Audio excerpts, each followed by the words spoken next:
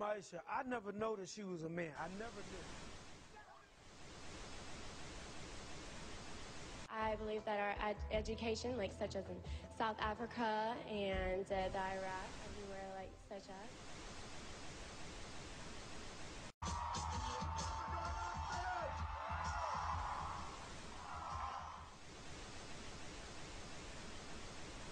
Platform 8 for the 2228 Southern service to Istanbul via Lewis. Please join the flight to... One option, placing a tracking microchip under a service member's skin. Former Special Operations Officer. And if you hear the shouting, it's a group of demonstrators who come. 9/11 was an inside job.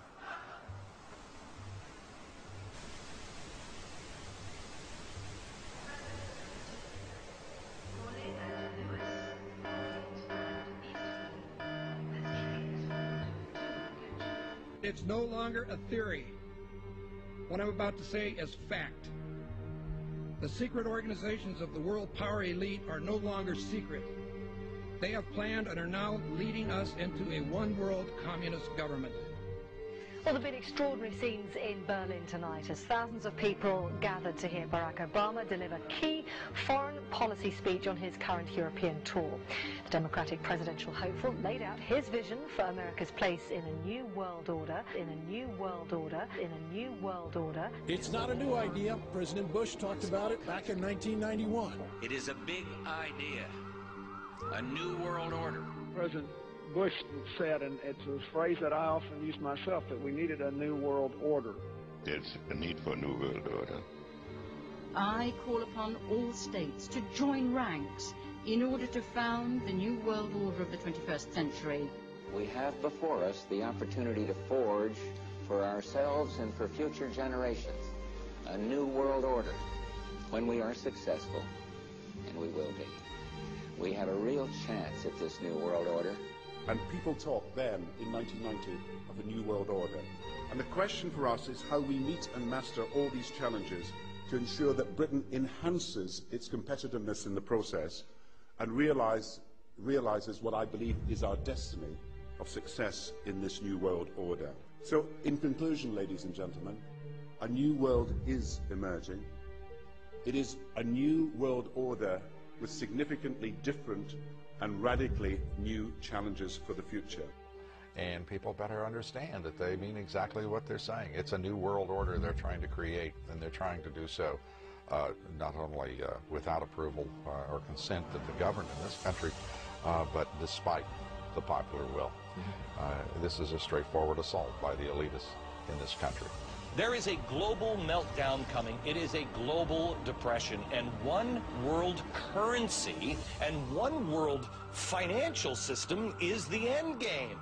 China said last week they want one global currency. France said yesterday or the day before that they want one world order, a new world order, at the end of this event. Gordon Brown will today call on fellow world leaders to seize the opportunity created by the worldwide economic crisis to create a truly global society. The Prime Minister will use a high-profile speech in the City of London to say that Britain, the US and Europe should join together to create a new, stronger and more just world order.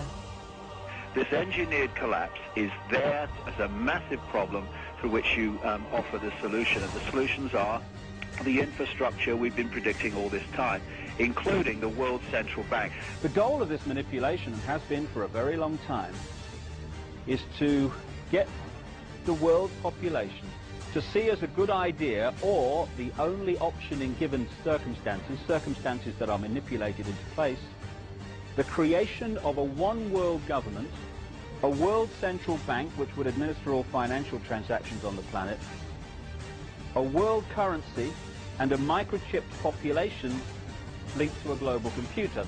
The wealthy elite who have the money and the power know that if they can create a one world global social system, that they can control the central authority. In other words, world control, world domination, one of the oldest desires in the history of the world. There's a very, very clear-cut and easily identifiable system in place that puts all of these elements from media control to government control to energy control together into one apparatus working together effectively towards its final goal, which is, you know, global control. Because of the compartmentalized pyramids that they've constructed within all these institutions of government and finance and corporations, the vast majority of people who are daily making contributions to push the world in this towards this Orwellian global state have no idea that they're doing that, because they don't know how their contributions fit in with everyone else's. Only the few at the top do. Most people don't have a clue that unelected private bankers actually control the governments of the world. There is this like cozy little myth that is perpetuated between politicians and the media. The media report the world as if presidents and prime ministers are the final arbiters and decision makers in the world, which means that the people above the level of presidents and prime ministers that really make the decisions, they're never looked at or exposed by the mainstream media because they're not accepted to exist. The central bankers of the world are working together to create a one-world government.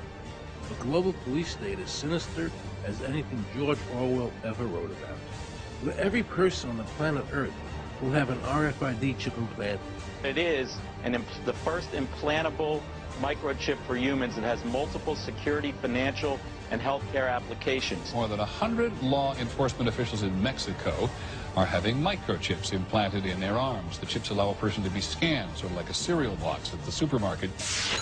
Just like the microchips implanted in the necks of dogs and cats, allowing lost pets to be identified, this glass capsule can do the same for humans. A chip in everybody would be the universal monetary system par excellence, because there'd be no escape from it, and you'd be totally under the control of those who issue the electronic impulses in that chip. The problem throughout human society is that the good men and women do nothing. They don't want power. They don't want control. They want to lead a leisurely life. They want to spend time with their family. They want to lead simple lives. But we are forced throughout society, throughout history, and throughout human time to stand up against bullies. And many times we stand up before it's too late. And we reverse the course of tyranny. But more often than not, we don't stand up in time, and horrible things have to happen first, so decadent societies learn why liberty and freedom is so precious. If you think you don't like the situation now, then think what you're going to face a little way down the road, and more than anything, think of what your children are going to have to face. Because you think we live in a controlled society now, this is nothing compared with what they are going to have to live in. So in terms of parents who are listening to this information, I would say this: go and look your children in the eyes and tell them that you can't be bothered, or you're too frightened to do anything about it. You're too frightened to get involved, in being another conduit for getting this information further and further expanded into the public mind, that you're too frightened to get together with others to stop cooperating with this system and to not be intimidated into coming into line, which is a bit like coming into line in a concentration camp and thinking it will be okay. As long as you stay in line and you do as you're told, you'll be fine. And then you realize at the end of it, well, actually, it ain't fine. And if you'd have all rebelled earlier, then you wouldn't be in the situation you're facing now. The point of mathematics alone ought to let us see where the real power is here. There are billions of people, 6 billion, nearly getting on to 7 billion on this planet, who are being manipulated.